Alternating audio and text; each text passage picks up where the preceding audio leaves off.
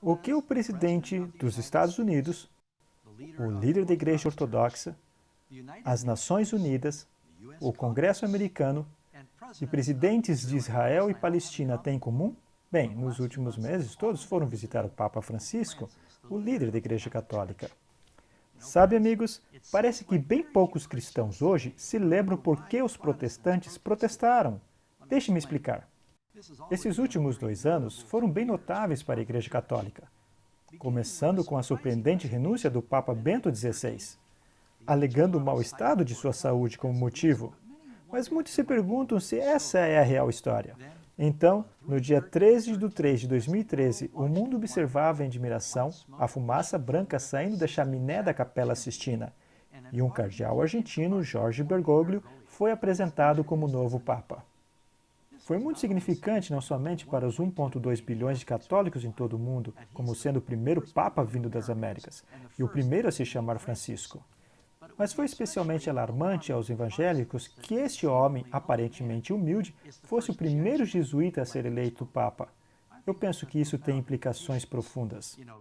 Lutero, Calvino, Zwinglio, Knox, Jonathan Edwards, Matthew Henry, Adam Clarke, para mencionar uns poucos, todos identificaram a Igreja Católica como uma besta do Apocalipse 13 e o papado como anticristo. Durante a Reforma, milhares de católicos se voltaram às Escrituras e descobriram a verdade acerca de Jesus. Infelizmente, hoje, a maioria dos protestantes evangélicos tem amnésia de história, todos esquecendo o que é que os separa do catolicismo. E não me entenda mal, o Papa Francisco pode ser uma pessoa absolutamente maravilhosa. Eu gostaria de encontrar com ele. Eu apoio sua posição modesta e conservadora em vários assuntos. Ademais, eu espero encontrar milhões de católicos e ex-católicos no céu. Não estamos aqui falando sobre o temperamento das pessoas, mas sim a posição oficial da Igreja Católica sobre as Escrituras. Por exemplo, será que nos esquecemos da pretensão do Papa de ser Deus na Terra? O Papa Leão XIII disse: "Nós ocupamos sobre esta terra o lugar do Deus Todo-Poderoso." Isso é muito perturbador. Então deixe-me dar alguns exemplos dessas manchetes interessantes. Penso que muitos sabem que há pouco tempo atrás, o Papa Francisco oficialmente canonizou 2 papas do passado, ou seja, agora se pode orar a eles e venerá-los. O que isso significa quando um homem diz que tem o poder de oficialmente endeusar outro homem, onde você pode orar para ele, e eles então podem levar tua oração a Deus e insistir com o Senhor ou Jesus, que deve então responder essa oração? O que dizer sobre um homem que tem autoridade de tornar as pessoas santas, as quais se pode orar, sem falar o que a Bíblia diz sobre o estado dos mortos?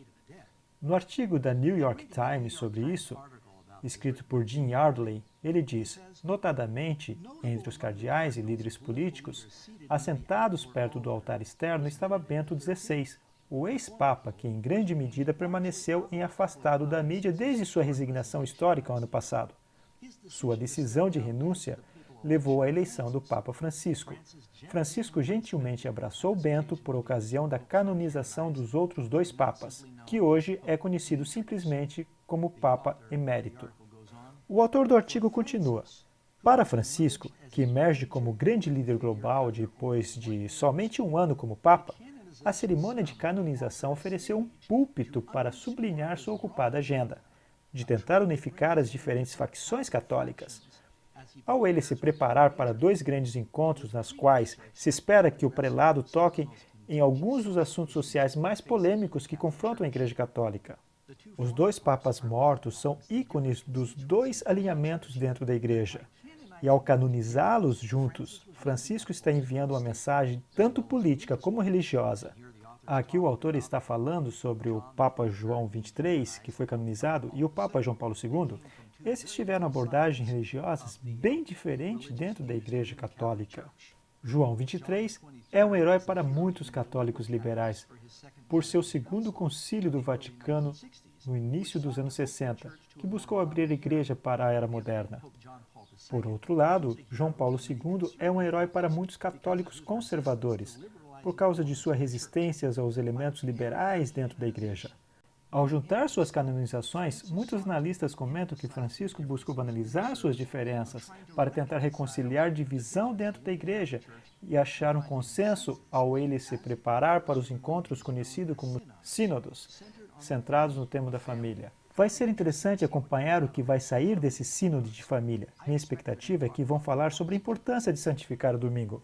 Mais de 5.000 sacerdotes e mais de 1.000 bispos, líderes e outros dignatários de mais de 90 países se juntaram à multidão. O espetáculo foi transmitido por todo o mundo. Sabe, outro pensamento que me vem à cabeça sobre a canonização desses ex-papas? Eles, os católicos, chamam os papas de Santo Pai. Portanto, se você tem 2 ex-papas canonizados e se pode orar a eles, não cria confusão na cabeça dos católicos quando eles oram Pai Nosso que está no céu? Com qual deles estão falando? Talvez é por isso que Jesus advertiu dizendo que não devíamos chamar nenhum homem de pai, um líder religioso, porque temos um só Pai no céu, que é Deus. A Bíblia nos diz que não devemos orar a um homem. Você pode ler, por exemplo, em 1 Timóteo capítulo 2, verso 5, porque há um só Deus e um só mediador entre Deus e os homens, que é Jesus Cristo. Sabe, a ideia que estamos orando a ex-papas ou mortos não é bíblica. Esse também foi um evento interessante, porque nessa gigantesca missa onde esses papas foram canonizados, na verdade tinham 2 papas vivos canonizando 2 papas mortos. O Papa Benedito estava presente. Isso foi um evento muito interessante. Então, outra coisa que aconteceu recentemente é que o Papa fez uma viagem ao Oriente Médio e parece que ele, de certa forma, se inseriu no processo de pacificação. E os Estados Unidos têm falhado em chegar a qualquer tipo de consenso entre os líderes de Israel e os palestinos. Então o Papa disse, deixe-me fazer um lance aqui. Então o Papa veio com grande pompa, ele visitou uma variedade de lugares santos e tem em mente que há muito significado nisso.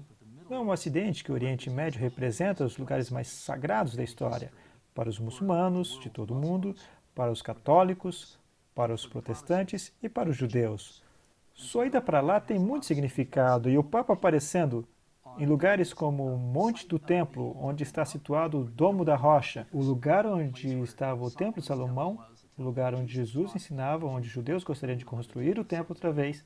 O problema é que, atualmente, tem um dos santuários muçulmanos mais sagrados lá, chamado Domo da Rocha. Mas sua presença lá e deixando ser fotografado me trouxe à mente alguns versos da Bíblia em 1 Tessalonicenses 5, a partir do verso 1. Mas, irmãos, acerca dos tempos e estações, não necessitais que vos escreva, porque vós mesmos sabeis muito bem que o dia do Senhor virá como ladrão de noite. Pois que quando disserem a paz e segurança, então lhe sobrevirá repentina destruição, como as dores de parto àquela que está grávida. E de modo nenhum escaparão. Mas vós, irmãos, já não estáis em trevas, para que aquele dia vos surpreenda como ladrão.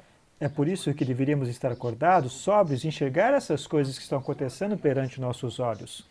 O Papa também se encontrou com os líderes da Igreja Ortodoxa Bartolomeu, o primeiro, o patriarca. Eu achei isso muito interessante. Ele é o líder de 200 milhões de cristãos ortodoxos. E tem havido uma separação dividindo a Igreja Católica da Ortodoxa por mais de 1000 anos. E estão buscando unidade. Assim, oram juntos várias vezes, conversam e planejam se encontrar de novo para descobrir como curar o cisma que aconteceu entre as duas grandes denominações.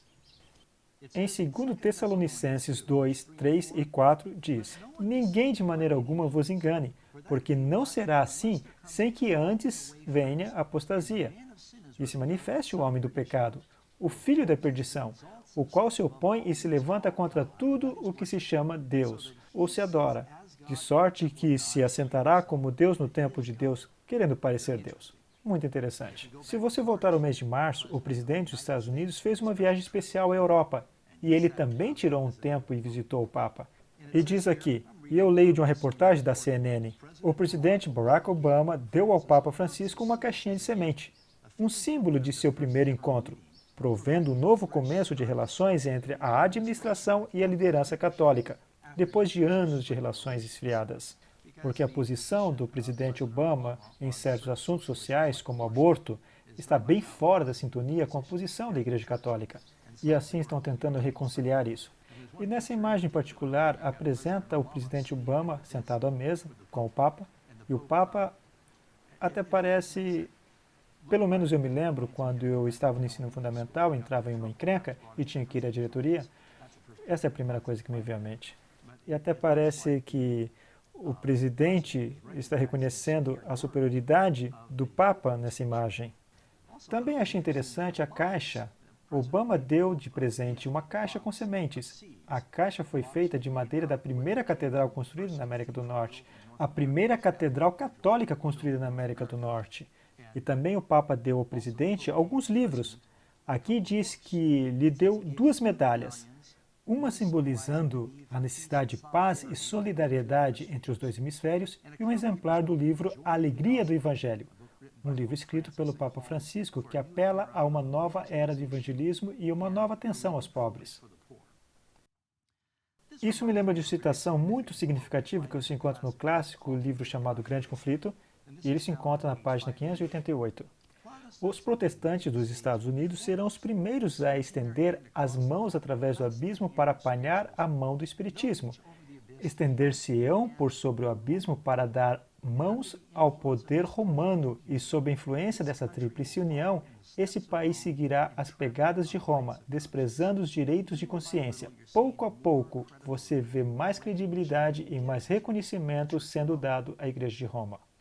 Agora você junta esses eventos com algo mais que aconteceu há aproximadamente um mês. O Papa se encontrou com líderes das Nações Unidas e diz: Francisco escolheu um encontro com oficiais das Nações Unidas para endosar o que ele chama de a legítima redistribuição de benefícios econômicos pelo Estado, bem como a indispensável cooperação entre o setor privado e a sociedade civil. O autor desse artigo foi um pouco ousado, diz aqui, parecendo sancionar o que chega a ser redistribuição forçada. Francisco lamentavelmente excedeu sua autoridade e se tornou o que parece ser um político de batina. E sabem o que diz em Apocalipse? Que esse poder do anticristo, seja lá quem for, tem alguma coisa a ver com a economia, porque chega ao ponto de você não poder nem comprar nem vender, a não ser que receba aprovação desse poder. Por isso eu penso que isso é interessante também. Então você junta isso com outra coisa que aconteceu há aproximadamente um mês, quando o presidente do Senado, John Boehner, fez um convite formal ao Papa Francisco para aparecer perante o Congresso americano, deputados e senadores. Não somente estendeu o convite oficial, mas será a primeira vez na história que isso foi feito.